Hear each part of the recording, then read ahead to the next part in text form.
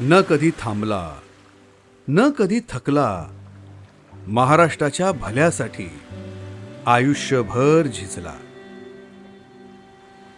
विषय कोणताही असो, अभ्यास अजितदादांचा, प्रशासन, सुशासन, अर्थविषयातील तज्ज्ञ, वक्तशीरपणा, स्पष्ट वक्तेपणा आणि स्वभावातील मोकळेपणा या साऱ्या गोष्टी एकाच व्यक्तीत भरून होत्या.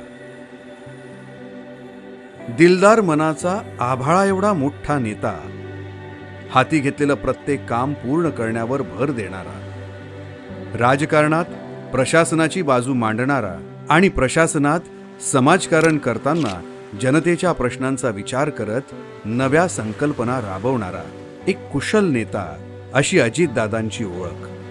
दादा, तुमची स्पर्धा व्यक्तीशी नव्हतीच, तुमची स्पर्धा वेळेशी होती. वेळ आधी की तुम्ही आधी, या स्पर्धेत तुम्ही वेळेआधी निघून गेलात आणि साऱ्या महाराष्ट्राला रडवून गेलात. दादा, कधीतरी वेळ चुकवायची होती. जसा अवकाळी पाऊस येतो आणि हाहाकार माजवतो, तसं तुमच्या जाण्याच्या बातमीने झाले. तुमचं वर्णन करताना म्हणावंसं वाटतं की तुम्ही म्हणजे वेळेचा काटा आणि निर्णयाची धार. अजितदादा. दादा, तुमचं आणि आमचं रक्ताचं नातं कधीच नव्हतं, पण महाराष्ट्राच्या प्रत्येक माणसाच्या रक्ताच्या थेंबाथेंबात मनामनात मात्र तुम्ही आहात. दादा, तुमच्यासाठी निर्णय लोकप्रिय असणं महत्वाचं नव्हतं, तो योग्य असणं हे जास्त महत्वाचं होतं. आज तुम्ही नाहीत, पण दादा, तुमचे विचार आहेत. दादा, आपली महाराष्ट्राला गरज होती.